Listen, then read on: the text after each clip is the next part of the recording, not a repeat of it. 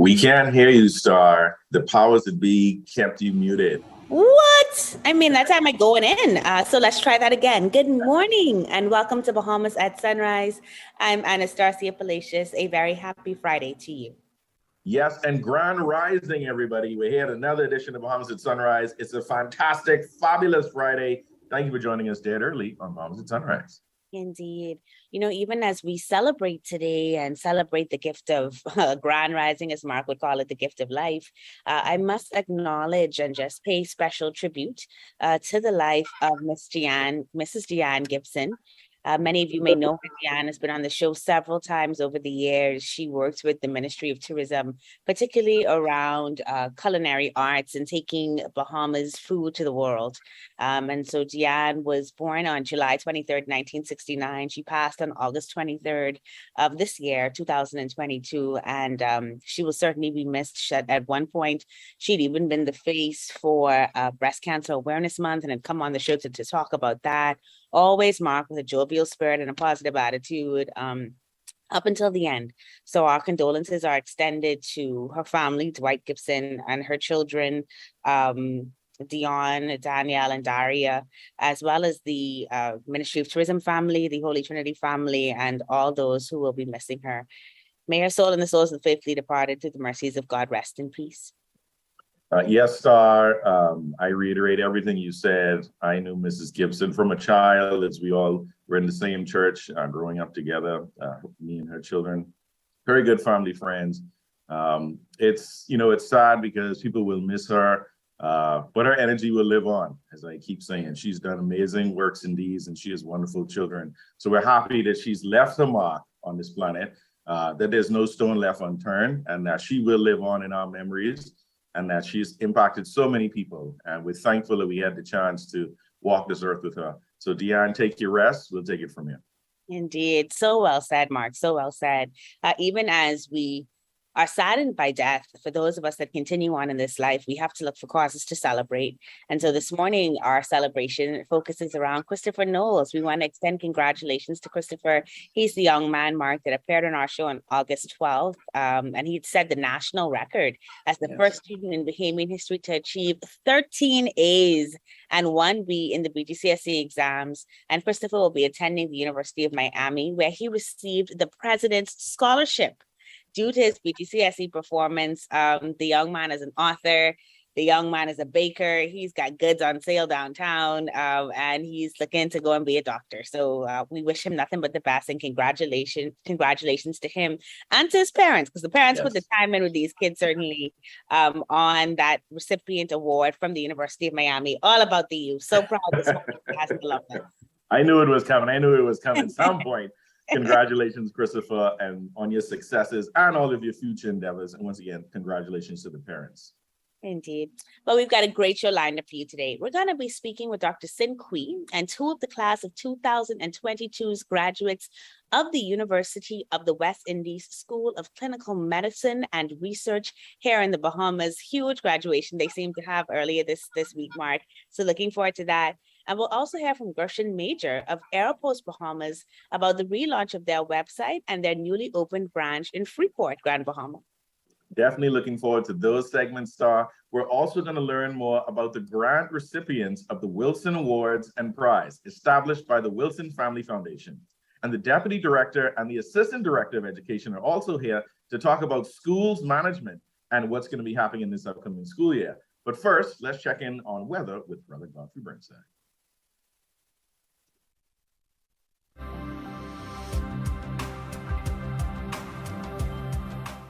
Weather at Sunrise, brought to you by Bahamas First. What's first for you comes first for us.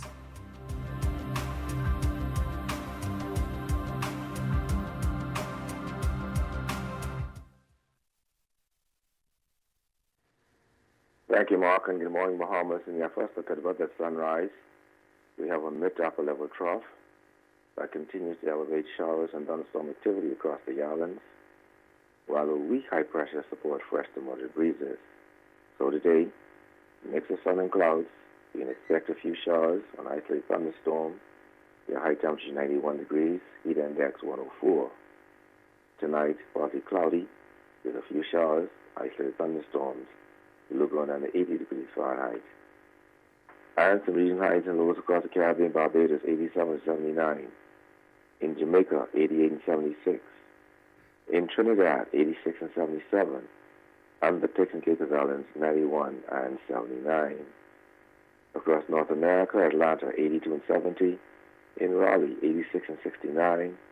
In Miami, 90 and 80. Dallas, Texas, 88 and 74. And Toronto, Canada, 76 and 64. As you go to the weekend, mix of sun and clouds through Monday with some showers and possible thunderstorms mainly during the afternoon hours. But the remainder of the week looks pretty good as high pressure builds across the islands. Temperature daytime will continue to be in the lower 90s daytime, around the 80-degree mark at nighttime. That puts you up on your first look at the weather at sunrise. I'm Godfrey Burnside. Back to you, Star.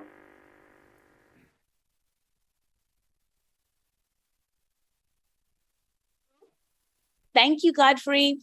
On Monday, August 22nd, 35 new doctors were sworn in during the oath swearing and award ceremony for the graduating class of 2022 from the University of the West Indies School of Clinical Medicine and Research. The Bahamas congratulates all of you, and of course, so do we here on Bahamas at Sunrise. Thank you so much for joining us. We're going to be speaking with Dr. Corinne Sinqui. She's the director for the UESCMR program here in the Bahamas. She's joined today by Dr. Chelsea Gibson, who had the best performance in the med school examinations for the class of 2022, and Dr. Angelique Smith, who was named the best overall student for the class of 2022. All women this morning. Mark, I don't know what you're going to do, but you know I'm going to be on fire after this. Ladies, good morning and welcome to Bahamas Sunrise. Good morning. Well, I'm going to get started with Dr. Sinqui. Good morning, and thank you for this early wake-up call. Of course, I know that you doctors love to be up at this hour of the morning. You know, you don't sleep, so this gets you perfectly. I tease, but you know, the work that you do is so important. And of course, that includes the importance of training up new generations of doctors to continue on with that mantle. As the new director for this program, what do you hope to achieve, and what are some of the challenges you hope to address in your quest to advance this particular institution for UE? So thank you very much. We are actually in our 25th year of existence now, and we've graduated over just about 600 physicians from this site. And, you know, I hope to continue to have what we already continue to grow. And what we also added to our program is a postgraduate training that results in specialists. And, you know, more and more you're finding that you have to nurture what you have at home. That if we did not have physicians trained at home and have access to physicians, we would not have been able to maneuver the pandemic very well. So I definitely hope that we will be able to continue what we already have to make sure that we strengthen the physicians and make sure that they feel that what we are doing here is worthwhile and can match any other training site in the world. So I think that, you know, something I'm actually proud of. I am a UE graduate as well. So I hope that this will only enhance what we have been doing already. And you're right, we celebrate our two young physicians. They had outstanding performances, and just shows you that this is something that we can do right here at home, and that we have brilliant minds at home. So maybe I can hand it back over to you. Certainly. And before you do, though, I just wanted to find out from you, of all the cohorts you've seen, what do you think stands out the most about this 2022 cohort?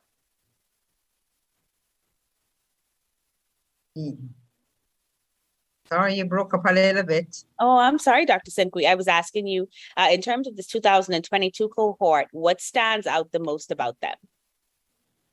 You know, this is the first class that we had such an outstanding performance with the amount of honors and distinction. And what I mentioned on the induction night was that Chelsea got the second highest score in the entire region. So this is phenomenal. And not only for Chelsea, but for the entire class, the quality of performance in medicine and surgery was exceptional. So I expect great things from them. Excellent, excellent. Well, wow, Chelsea, that is such a big deal, girl. Congratulations to you. We are so proud of you as a nation. Talk to me about that though, because medical exams, from my understanding, can be quite grueling. So how did you make it through from preparation to exam? What was that process like for you? Well, it took a lot of discipline. At the beginning of our dedicated study time, I made a huge schedule for my entire month. And then for the days, I would make a schedule for my day. And I'm a bit of an early bird, so I would wake up at around 7 o'clock in the morning, every morning. And then I would just study straight through, obviously taking breaks, but I would just study straight through. And I would try to break up my day in between studying the materials and also doing practice questions, because I find that practice questions help to give you an idea of what's going to come, what topics are important. And that's basically what I did. I also had a really great study group. It consisted of 3 people and myself. And every day for about an hour and a half, we would go through practice questions, because I find that going through questions with other people helps give you a different perspective, because you may think that the answer that you have is correct, and someone else may come and say, no, actually, it's this. So it just took a lot of discipline, a lot of time, a lot of sacrifice. I stayed in my room. I got tired of looking at my room after a while, but it paid off. That's so awesome, Chelsea. And I'm hopeful. Dr. Gibson, that's so awesome. And I'm just very hopeful that other people will watch and observe and realize what dedication it takes in order to do these things, right? But I love the fact that you talked about organizing a schedule, sticking with it, making sure that you were talking to other people so that you're getting that feedback and having those conversations, which also helps you to learn. And then using the practice questions, right? Which even our BJC and BGCSE students can do in preparation for their own national exams, because these things are available. So that's a brilliant strategy. And then for you and Dr. Smith, I know that everyone has had a different motivation in their career. What do you think or what do you ascribe to for your success thus far? Of course, being named best overall candidate out of what appears to be an outstanding group of young doctors. Well, I see it as, I still can't believe it, but, other people say, oh, I'm not surprised. But it obviously took a lot of, like Chelsea said, discipline. And time management is really, really important. So you really have to make a schedule and stick to it. And, just try to keep others around you to keep you encouraged so that you can keep pushing and keep studying and, don't give up on yourself. It took a lot of hard work, a lot of early mornings and late nights, but sleep is also important. So you can't be studying non-stop and not sleep enough, because then the information won't stick. So it's a lot of determination. I believe you. Do you have any advice to any future doctors who aspire to accomplish or even surpass what you've done? Yes. My advice is to, stick to a goal, have a goal that you want to reach, and, have a lot of support system behind you, people that can push you, support you mentally, emotionally, or financially. And, time management, like I said, is very, very, very important. And, also to keep a healthy mindset, studying is important, but I feel like having friends to, balance off the stress can also help as well. And have a study group as well. Study group is very important throughout the whole medical school journey. Study groups are very important as well. So I feel that once you stick to a goal and time management, then you can basically succeed at anything you want to do. All right. Well, thank you for those wise words, Dr. Smith. Where do you see your career going next? Do you have a specialty that you want to do? Yes, I do. I want to specialize in ophthalmology. Okay. And hopefully come back home to Freeport to, expand that. I'd just like to say Freeport, big up yourself, Grand Bahama, hometown stuff. So excuse me for that But congratulations again to you, Dr. Smith. That's excellent. I'm going to Mhm. bring it back to you, Chelsea, before I take it back to Dr. Sinqui for our final question and ask you kind of the same thing. Do you have any advice for anyone wanting to get into this space and to do really well? And then what does the future look like for you as Dr. Gibson? Well, as Dr. Smith said, I would say that if you have a goal, to stick to it. And even in those times, because med school, the journey can be very difficult, studying for exams, waking up early, being on ward rounds. But I think if you constantly remember what your goal is, what you want to do in the future, that can kind of keep you going. And I would also say that to prioritize your mental health as well. As I said, it can be very difficult. So take breaks, talk to family, take a walk, pray. You can't just, study the whole time. So I would say definitely prioritize your mental health on this very difficult 5-year journey. And for me, I want to go into anesthesiology. So that's the field I want to go into. Hopefully I can, as Angelique said, come back and work at home after I specialize. Excellent. Well, listen, congratulations to both of you again. Loving to hear the advice as well. Mental health matters, right? And one of my doctor friends actually has an organization called like White Coat Safe Space or something, and it's specifically for doctors to manage mental health because you guys deal with so much. And so it's great to hear that both of you, even at this young stage of your career, recognize that those things are important, that family is important, friends are important, support systems are important, even as you work really hard to achieve your goals. So I know that Dr. Sinqui must just be incredibly proud of these outstanding women doctors, which I'm not going to let us forget because that is a big deal, that we have these female physicians at the top of their class. Dr. Sinqui, even the interview today is a testament that women doctors are exemplary. Why is it so important to continually celebrate the achievements of women in medicine? Well, to tell you the truth, Anastasia, women have surpassed the male in medicine with regards to numbers for a while. And I think that we have seen the excellence with regards to performance from these young ladies and similarly to other young ladies and young doctors. Women are passionate and women have been the and we're just a powerful force to reckon with. I think that I would not like to say that I am gender friendly to just women. I like to say that I'd like to be able to compete academically. And I think that is more important for me than to talk about gender, in all honesty. I'd like to be seen as equal with regards to selection, and hopefully our performance will be able to enable still. Great. Well, we want to thank you all for joining us this morning on Bahamas at Sunrise. Dr. Sinqui, excellent closing words, because it certainly takes both genders in order to make any of our societal functions work, right, including medicine. And so we look forward to sure. See both our men and our women thrive. Today in particular, we do celebrate the women. I congratulate you, doctors, for a job well done. Looking forward to seeing great things from you all in the future. Thank you so much for joining us this morning. Thank you. Thank you very You're watching Bahamas at Sunrise. Very much. Right back.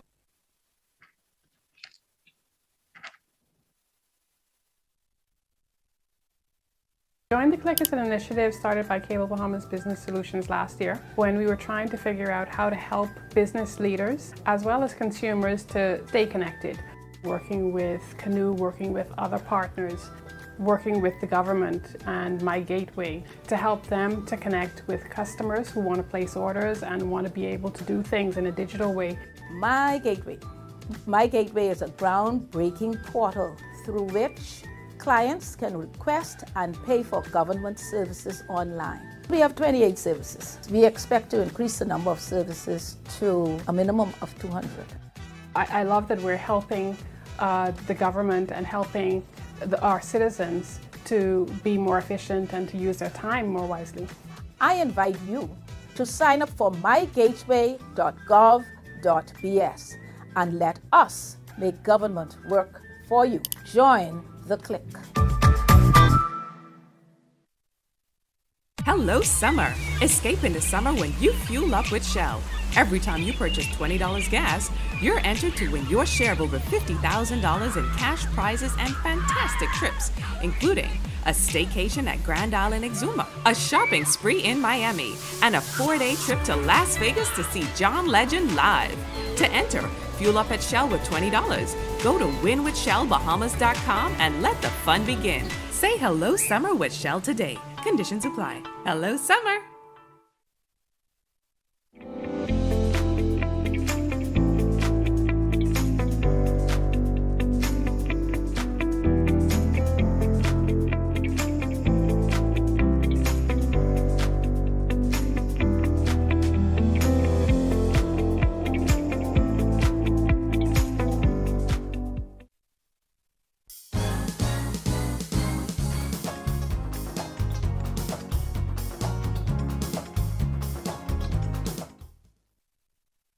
Welcome back. The Wilson Awards and Prize is a program that will contribute to the national development of the Bahamas for years to come. And the grant recipients for the first cycle of the awards prize have been selected. Here's our Suzette Parker with that story. Enjoy. Sir Franklin Wilson, Sharon Lady Wilson, and the Wilson Family Foundation have established the Wilson Awards and Prize, a perennial program that will contribute to the national development of the Bahamas for years to come. Grant recipients for the first cycle have been selected and include Dr. Tracy Thompson, Sonia Farmer, Dr. Nicolette Bethel, Dr. Chris Curry, and Dr. Keith Tinker. We spoke with Sir Franklin Wilson about this exciting program. We wanted to do something at a scale. Firstly, it's a matter of scale that we felt could make a difference. Not just endow another scholarship, or we wanted to do something that, so scale was important. And we consulted with persons who we regard as some of the leading scholars at the University of the Bahamas. And the idea evolved. They led us, and that's part of the beauty of this. The beauty of this is that we just had an idea, and we spoke to people who know a lot more about the subject than we know, and they led us to this. It's amazing. It really is an amazing thing that they led us to this. It was imperative that this initiative provide funding for scholars. Scholars need the funding. Going back to the branding part of SECOND, the fact of the matter is, we didn't start out, for us, this is not a publicity thing for us, okay? But the point is, the award is to be branded in such a way that the winners, with time, the award will hopefully gain sufficient standing that, today, if you enjoy, there's a Pulitzer Prize, there's something that the country or the world sees as that's a worthy prize. Someone won something of note. That's the relevance of the name. We didn't start with this. The scholars led us this way, et cetera, et cetera, et cetera. And the money part was that's, it's like the fuel. People need support. It was determined that good research could help Bahamians get more truthful information about the country as we approach our 50th year of independence. We've got to get more people knowing more things. That's the bottom line, okay? The second point is, but they've got to know truth, or at least you've got to develop some concept of what is truth. And to do that, you've got to do research. I mean, you can't just, I think, you've got to do research. So 50 years is long enough now that it has the benefit that there's some people still around who could give perspectives which can allow scholars to reconcile differences in their search for truth. So, in the political arena, for example, because that has a lot of importance to us, they can speak to people who they know have different political perspectives and sort of like reconcile. Well, this is what I heard from this one, that's what I heard from that one, and begin to sort of say what appears to be truth. And to me, that's a very important thing at 50 years.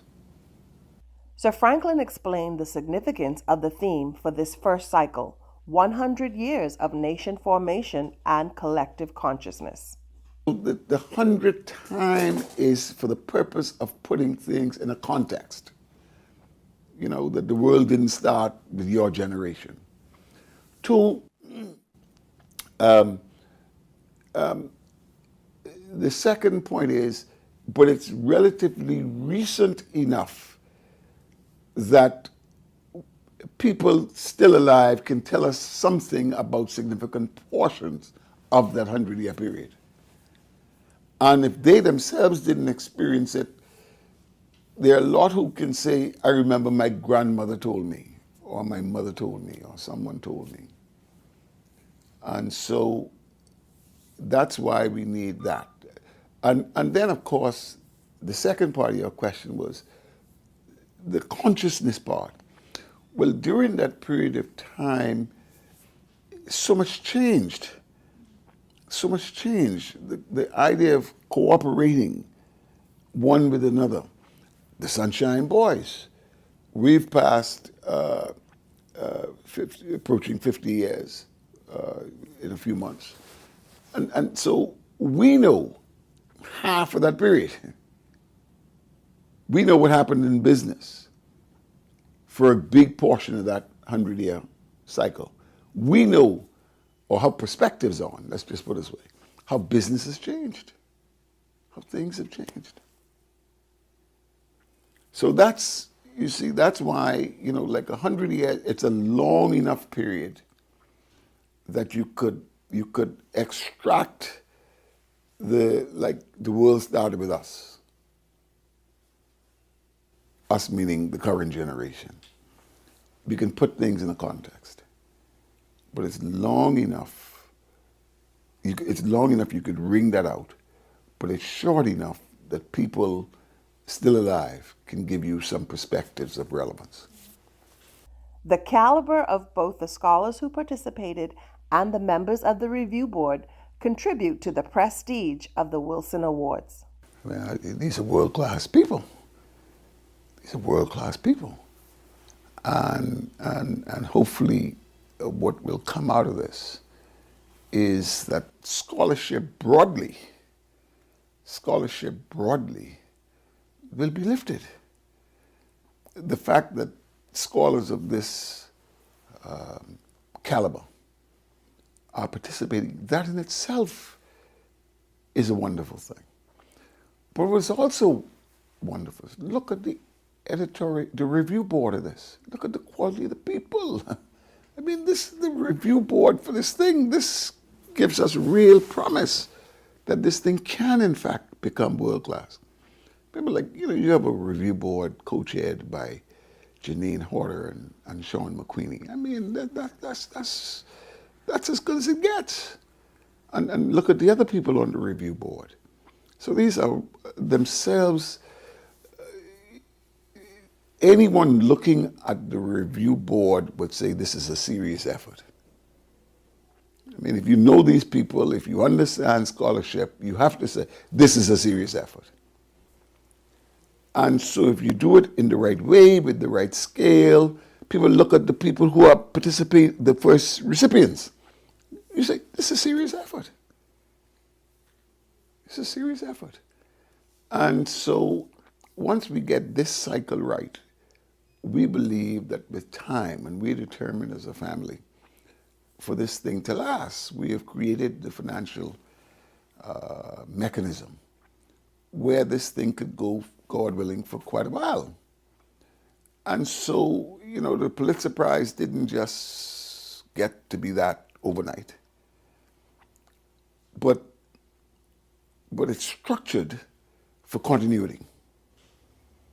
And the good news is Dr. Smith really, he went about this, in our opinion, in the right way, to lay a strong foundation. Dr. Ian Strawn has indicated, in his role, he will certainly do all he can. We will have discussions, obviously, with the incoming president. My point to you is, all the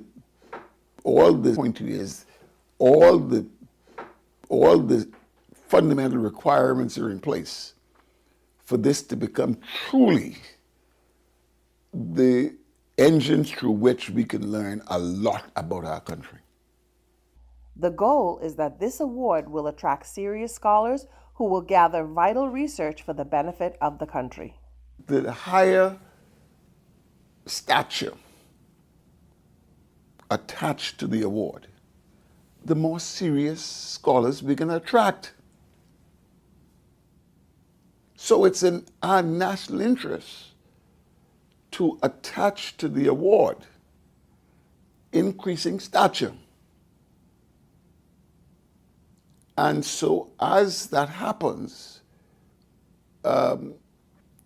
more serious scholars will do more research, and that can only inure to the great benefit of the country. For Bahamas at Sunrise, this is Suzette Parker.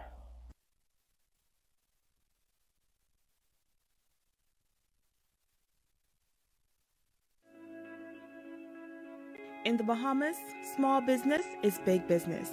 More than 90% of the businesses in the Bahamas are classified as micro, small, or medium-sized enterprises, or MSMEs. The Access Accelerator Small Business Development Center was created to serve them. We at the Access Accelerator offer a variety of services to our clients: business advisory services, training and entrepreneurial programming, mentorship and incubation, and advocacy.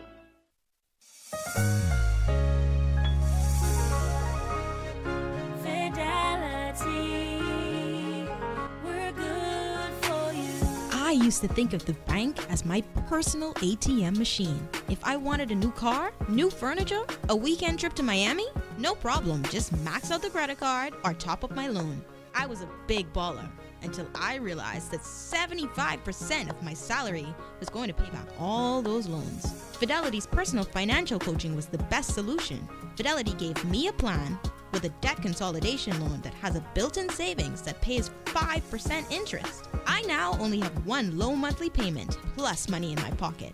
Give Fidelity Bank a call at 356-7764 in Nassau or 352-6676 in Freeport. Visit any of Fidelity's locations or visit a website at fidelitygroup.com.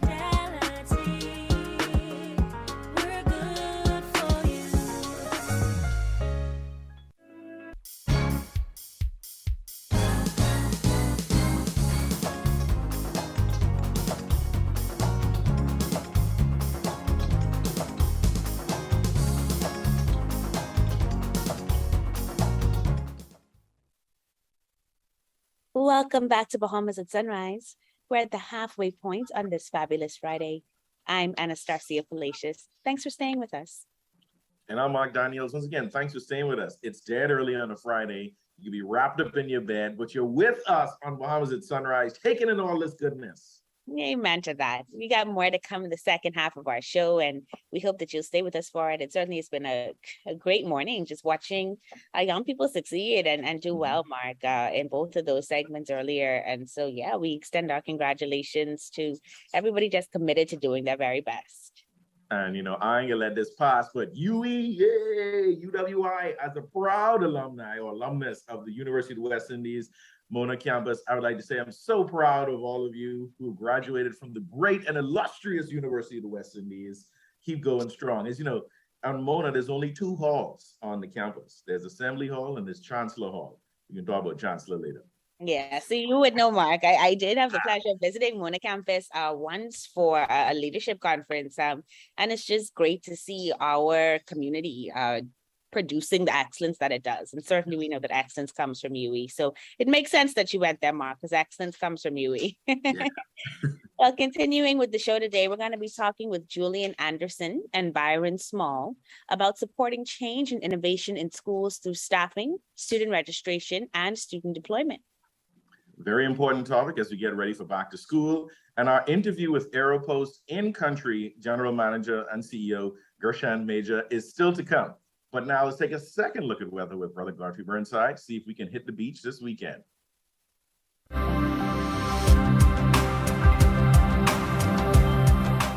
Weather at Sunrise, brought to you by Bahamas First. What's first for you comes first for us.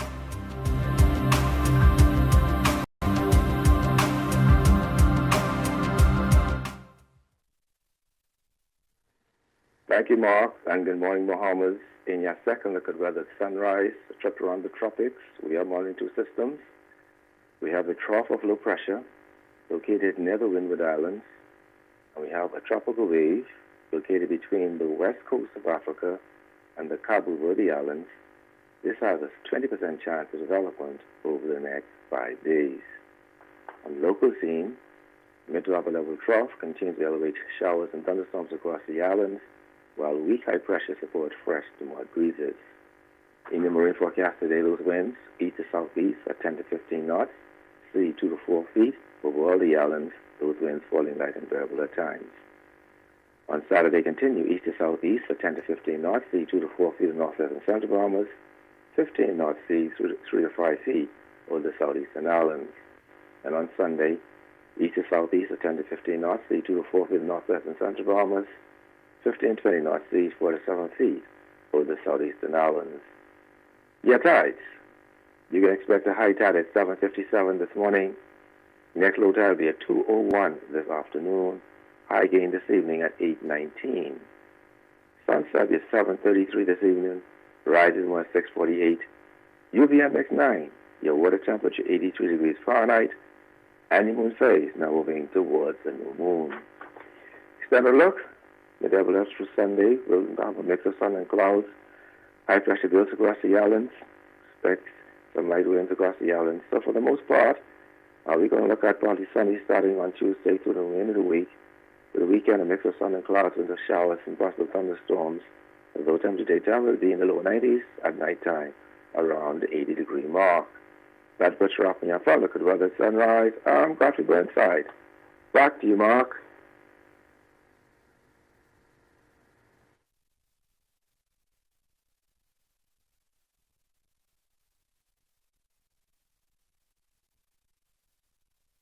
Thank you, Godfrey. With schools reopening across the country, and many already have, it is critical that we continue to strive for sustainable excellence, which is attainable through school management. That is, supporting change and innovation through staffing, student registration, and deployment. Here to tell us more about this is Julian Anderson, Deputy Director of Education with the Department of Education, and Byron Small, Assistant Director of Education and Technology, Department of Education. Good morning and welcome to Bahamas at Sunrise. Good morning, and thanks for having us. Good morning. Good morning. It's a pleasure having you both. Back to school is in swing. We know there's a lot going on, and you guys are very busy. We're very happy you're here with us dead early on Bahamas at Sunrise. So first, tell us about the recruitment process for teachers. Well, due to the lack of teachers globally, the Department of Education has embarked on an online registration process for those persons that meet the requirement and are interested in teaching. If you're interested in being a teacher or a supply teacher, we ask that you visit our website and complete the application online, and rest assured we will contact you because we do need teachers. Wow, it's as simple as that. You've removed the barriers. We don't have to tote long lines and walk in with our paper form to sit down in our interview. We can get in online and register. And I'm glad that you said those who are qualified and those who feel like they are able to teach, we need you. So tell us, how are faculty trained or prepared to re-engage students after about a year and a half or so of virtual learning? Well, we have had a number of professional developments and ongoing training. As we are aware, this virtual platform is new to us. We're 2 years in, and I think we have done a remarkable job because overnight, we transform education from the brick and mortar to a virtual platform. And teachers are ready, they're resilient, and they're able to meet the task that is at hand. That's wonderful. And the use of technology, as you said earlier, it helped to take the school, jump forward a bit, with the pressures of COVID-19 and having to react quickly. I commend the school system. I commend the Department of Education on being able to adapt so quickly.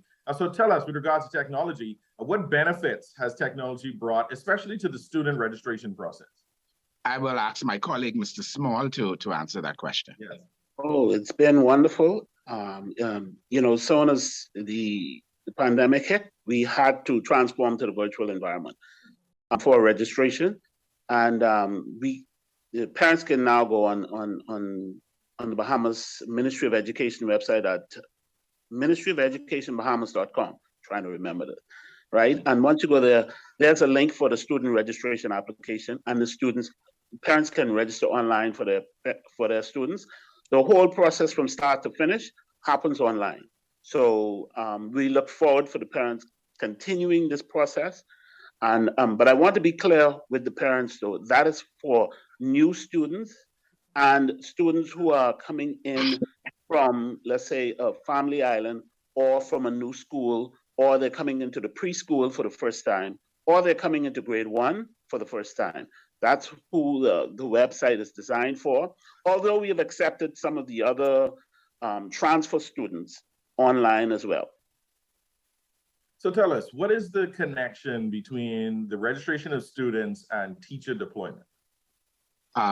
Thank you for asking that question. There's a direct correlation between the registration of students and the deployment of teachers. Resources must be allocated based on the need. We have a fixed teacher-student ratio that states the number of teachers that would be needed based on the school's population. Great. And what is that ratio? If you have that number, you can toss it out. What are you striving for? Well, the ratio differs from the various sectors within our schools. Primary school, the ratio is 30-1. In high schools, the ratio differ based on the discipline. Say, take, for instance, language arts. The ratio is 120 students to 1 teacher. Every discipline has a specific ratio, and we try to meet the need based on that, the population of the schools, to supply every school with the teachers that they need based on that ratio. That's wonderful. That's wonderful information. Another question, and this is a personal question of mine regarding education in primary school and high school. Do you think that there are enough male teachers in the classroom? As we battle some of these issues in society where we look at young men and we talk about mentoring and the needs for positive role models. Do you think that there's a discrepancy in the demographics in the teachers, especially when it comes to males in the classroom, especially in early education? Well, I have to look at that in a broader sense. As males, we are outnumbered by our females. And so our school populace is our teaching staff is a microcosm of society. And so hence we will have fewer male teachers because we are outnumbered by our counterparts. But yes, we can always use more males, and we invite male teachers to go online and register if you're interested in becoming a teacher. Perfect. And just one more along the line, because I am actually interested in it. For those of us who might be in the professional realm, who are not teachers by profession, but are qualified to maybe teach a certain subject, is there any way that we can get volunteers or part-time teachers from the public sector or private sector to assist in these classrooms, maybe supplement the discrepancy in the male to female ratio in terms of teachers? Yes, we welcome that idea, especially in our technical and vocational areas. And what we call our substitute teachers, supply teachers. And you can go online to the same website and fill out an application and say that you may be an auto mechanic person, and you're interested in teaching X amount of hours during the week, whether you want to volunteer or whether you receive the stipend that's allocated for that, we welcome you to do so. Perfect. I love that. You guys gonna be hearing from me. I'm gonna rally up a lot of my colleagues. There's a man need to pour in, and to know that there's an opportunity there. I'm so happy that you mentioned that on the show. You'll be hearing from me a bit more. So back to the structured questions, right? Talking about technology again. How do you envision the school environment and culture in the Bahamas? How does that change? What does that look like in the upcoming years? Mr. Small? Oh, lots of exciting things we have planned with technology because, since the pandemic, we were forced to move in the virtual space. So we still have the education management information system where all of the activities along with the learning management system will happen online. So we look forward to an exciting new year where we're going to brace both platforms to do what it is that we do and get our students to another level using the technology. That's great. The technology is there as a tool to help enhance what we're doing in the classroom. And in the upcoming years, I'm looking forward to that being more integrated, students having more access to these devices and being fully trained so that they can be able to keep up with the rest of the world as the technology advances. Tell us, how important is it that our educational system embraces change and innovation? That's extremely important. I mean, without saying, because in this new paradigm and what we call the new normal now, it's technology is going to be a part of us. I mean, it was a part of us even before the pandemic, but even more so now. I think parents and students and even our staff, along with our educators, everyone, we are beginning to realize how significant it is to have our kids on some kind of technological device as they develop and as they grow and as they continue to learn. Because don't forget now, education is a lifelong learning experience. And so when you can use technology, at your fingertips to help with that experience, you have to embrace it. I agree 100%. So very well said. Mr. Anderson, before we close out the segment, is there any message you would like to leave to the students or the teachers or the staff for this upcoming year as we get ready to begin the new school year? We want to firstly say to our parents, if you have not secured a space within the public school system for your students, it's not too late. Do so. Every child has a right to an education, and we encourage you, as Mr. Small outlined, the process for registration. And we say to you, get your students ready for school. School starts on Monday, August 29th. Teachers, we thank you for all the efforts that you've put forward especially during these last 2 years. And we wish you all the best in this upcoming school year. And we want to say to the public at large, like yourself, we had an adage in the 70s that says the wealth of a nation lies within the youth of the nation. If you want to have a say in how this country is run in the future, and you feel that you have skills that we need as a teacher, we implore you to go to our platform, sign up, and certainly we will use you in our public school system. Fantastic. Very well said. Very encouraging words this morning. I think we are tracking and trending in the right direction, despite the difficulties it may present ourselves economically, socially, and in the health environment. So I'd like to thank you both, Julian Anderson, Deputy Director of Education, and Byron Small, Assistant Director of Education and Technology, both at the Department of Education. Thank you for joining us at Bahamas at Sunrise, getting ready for the new school year. Thank you for having us. Thank you. Yes, thank you for being with us. You're watching Bahamas at Sunrise. School is about to start. I hope you're ready. We'll be back after this.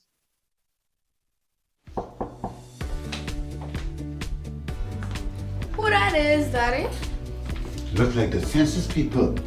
They ain't coming in here to find out all of my business. But Daddy, in school they say everybody should do the census.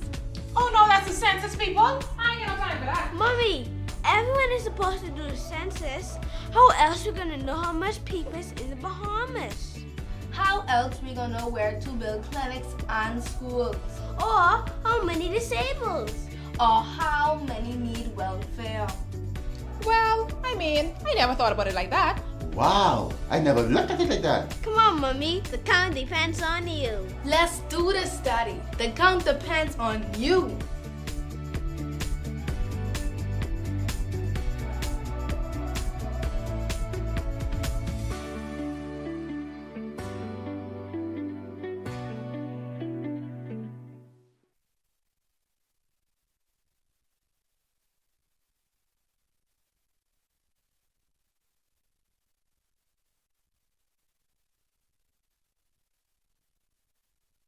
Since 1967, Freeport Oil Company Limited has been dedicated to fueling growth and prosperity in the Bahamas. We have been a constant pillar within the country, striving to invest and support our community through the best of times and the worst of times. For us, Folk Oil represents 21 years of strength and consistency, consistent leadership, consistent growth, consistent customer service. Through it all, we are resilient. Folk Oil, fueling growth for people. Our world has changed. Many businesses have been closed for months with little or no access to their customers until now. Rev Media can help you remain connected to your customers. Our trusted customized advertising packages and personalized consultants will provide your business with immeasurable support during this challenging time. Your customers are already watching. Rev Media can help you to remain connected. Call us today. Let us help you.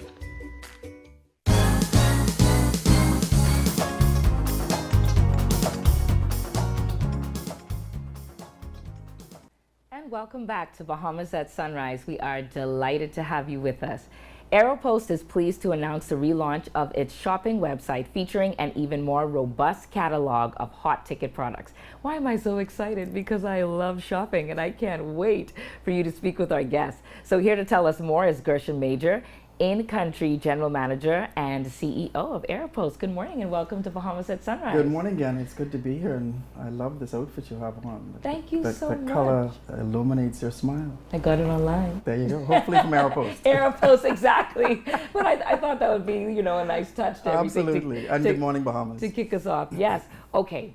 So we want to know all about Aeropost and all of your offerings, but what really got my attention is when it said in-country manager, right? Which means Aeropost operates in 39 markets. Wow. So we're across the entire Latin American region, as well as the Caribbean. As a matter of fact, our oldest area of operation is in Costa Rica, which has been in operation over 38 years. Mm-hmm. And if I were to choose an area in the region, Trinidad has been operating in about 15, 16 years. What? The Bahamas launched Aeropost in November of 2021 in Nassau. And we did so with tremendous fanfare and excitement. But Aeropost contextually was purchased in September of 2021 by our chairman and lead investor, who is both a serial entrepreneur, not a stranger to the Bahamas business landscape. He's a tech mogul, and he's a visionary, and certainly most recently commissioned ambassador. Right. And I speak none other than my good friend, His Excellency Sebastian. Yes. He and his partners, through Click Partners LP, acquired Aeropost in Latin America and the Caribbean, which is what we call the Amazon of the Caribbean. Big deal. It is huge. It's a matter of fact, it's a game changer. Yes. And the whole vision behind it is really helping to make shopping simple, not just for Bahamians, but throughout the region. Okay, and so tell us how you make shopping simple for Bahamians and throughout the region, because I know you're very customer-centric. Absolutely. Is what you like to say, and you just really like to, make it simple. And part of that customer-centric approach really centered around the launch of this new website. Right. It's sleek, it's cutting edge, it's modernized, and we have a tremendous amount of amazing features. One of which I'll share with you is the advanced tracking, order tracking. So from the point of purchase to the point of delivery into our hub or our smart parcel locker, you can track your packages. We have the ability to create and share a wish list. A wish list? Yes, That's and I'm favorite. sure it's my daughter's favorite as well, right? Yes. So when we launched the site, I had her navigate my 15-year-old, Imani, and good morning, baby girl, and she was able to choose her future selections for the holidays for Christmas coming, and she says, "Okay, Daddy, I can share it now." And she's done that. It's phenomenal. Weddings, for birthdays, Absolutely. for baby Any showers, special occasion, it's Right. really a phenomenal feature. We also have the ability to link shop from Amazon.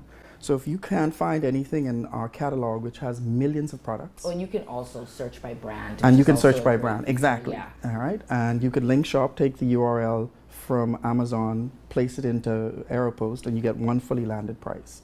And that's part of the benefit of what we offer. It's seamless. You don't have to worry about submitting a paper, customs due. Everything is built in. No hidden fees. No hidden fees. You have shipping included in that landed price, VAT because we obligated, and you have other logistic fees. You have customs duty and the purchase of the product itself, the cost of the product itself.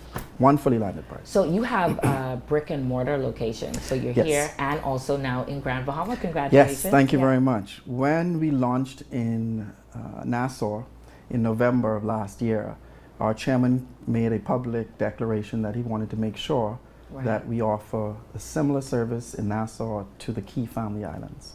So we launched in Freeport in Grand Bahama about a month and a half ago. And that launch was one of the most exciting experiences I've had. We had the Minister of Grand Bahama there, the Honorable Ginger Moxie. We had the President and executives of the Port Authority who was able to help navigate us through the licensing process. And one of the most exciting things for Grand Bahama is the same local inventory that we have for ordering items and receiving it within 48 hours. We have that now in Grand Bahama. Yeah, because I did also read too that at these brick and mortar stores you can get larger items. Absolutely. And so people might be concerned with the size of certain things, but Sure. So in Grand Bahama, we're located at Regions Center, West Explorers Way. In Nassau, our stores are located in Carmichael Road opposite Popeyes and the new White Shopping Plaza and Old Fort Bay Town Center.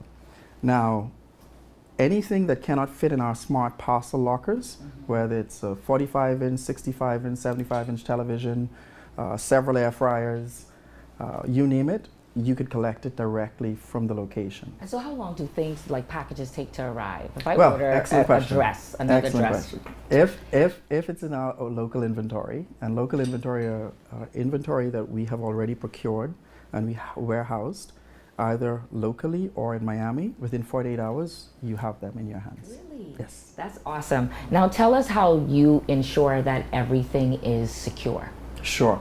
Well, part of our, on the website, we allowed for PayPal purchasing through PayPal, a secured facility as well.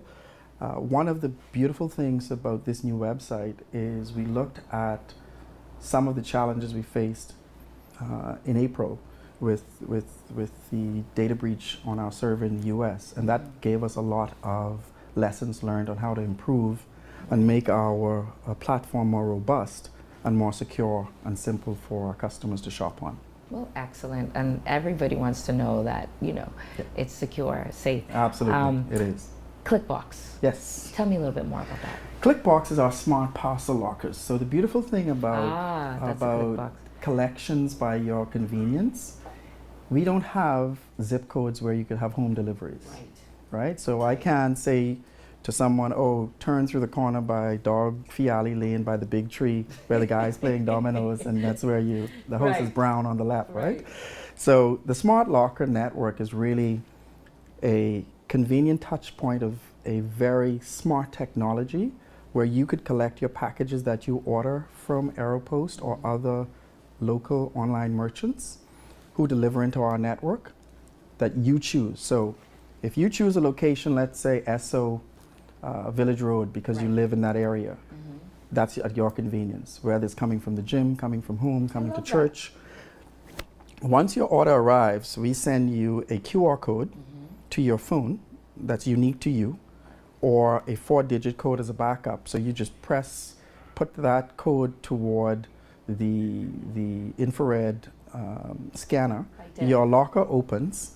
You take out your package. You close the locker and you leave. I love it. Listen, we need to tell the people right now, which camera? I need you to look right to the people, tell them how to get onto the website, and everybody get shopping and clicking today. Just sign up to aeropost.com, aeropost.com.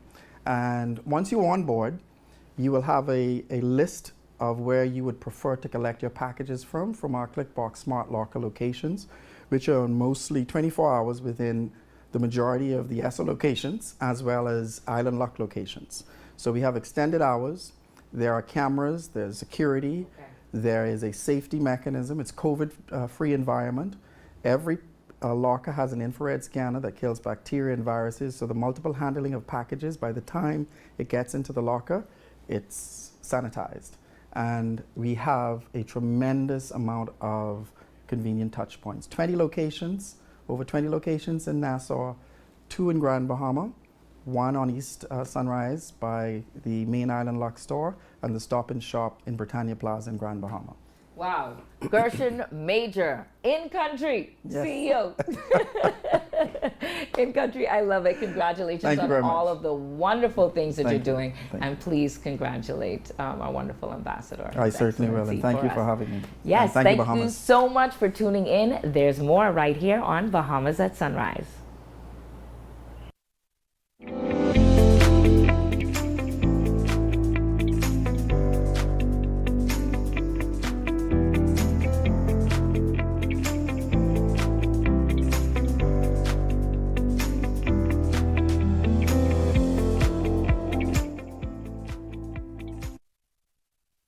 That's going to do it for us, folks. Thank you so much for tuning in to today's episode of Bahamas at Sunrise. We hope that we'll be back with more on Monday. Make it a great weekend. Yes, enjoy your weekend. Thanks for spending your Friday morning with us. We'll see you on Monday. Bye, everyone.